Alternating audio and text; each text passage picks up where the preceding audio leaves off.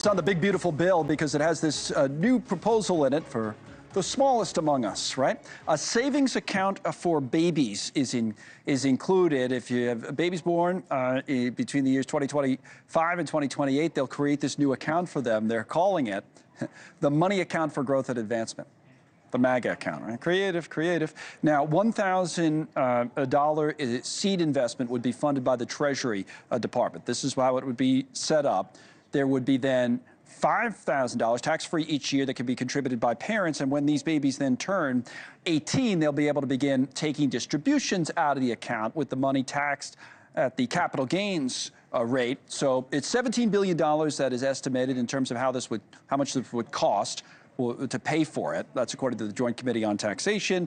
Over 10 years, so the concept is modeled off of these baby bond programs that already exist in the states. For example, state of Connecticut, $3,200 automatically is deposited on behalf of any child whose birth is covered by Medicaid. So you'll often go after low income or to try to help low-income people there. Let's bring Rick McGahey in on this. Rick's a former executive director of the Joint Economic Committee. Currently, he's a faculty member at the New School.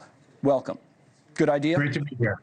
Great to be here. Yep. What do you think of this idea, the baby bonds initiative, or modeled after that? Well, I think you had it right the first time. It's labeled the MAGA accounts. The original baby bond proposal, as you noted in Connecticut, really was targeted on low-income households. Yep. And the House Republican proposal isn't targeted. It goes to everybody. The numbers you put up show what would happen if you had another $5,000 to contribute.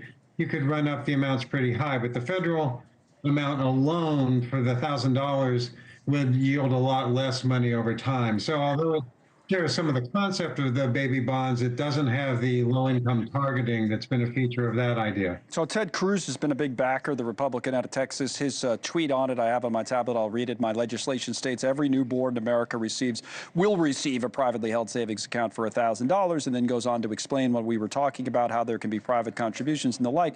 But is your point, Rick, that something like this would just be too expensive? It's not worth the investment from the government side? Is that what you're saying? Well, it's not targeted. The way it's structured, the wealthier people will get a bigger benefit from it, and if that's the decision you want to make. Again, the original baby bonds were aimed at trying to close wealth gaps. This proposal isn't aimed at that. It is just, so it's not that much exposure to the federal government. It's really $1,000 straight out of the Treasury, and then whatever taxes are foregone by the contributions up to $5,000. So there's some hit, which the joint tax is estimated. You had those numbers exactly right.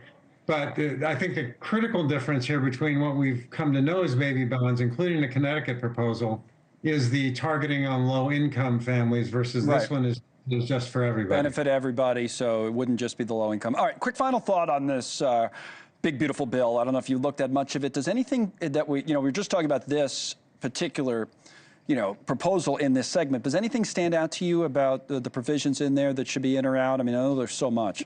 The biggest thing to me about the bill is that we're rightly concentrated. The debate, of course, is on what program money will be cut to pay for the tax cuts. Right. But buried in there is a huge increase in the debt limit. We're still going to have to borrow another $3 to $4 trillion on top of the existing borrowing we've got. I think that's going to come around to be a point of debate, which currently isn't being featured. You're right. Not talked about as much yet. Okay, Rick, good insights. Rick McGahey with us. Want to go back and get a break in. Thank you for watching. Subscribe below and download our NewsNation app right now on your phone, and you will get fact-based, unbiased news for all Americans.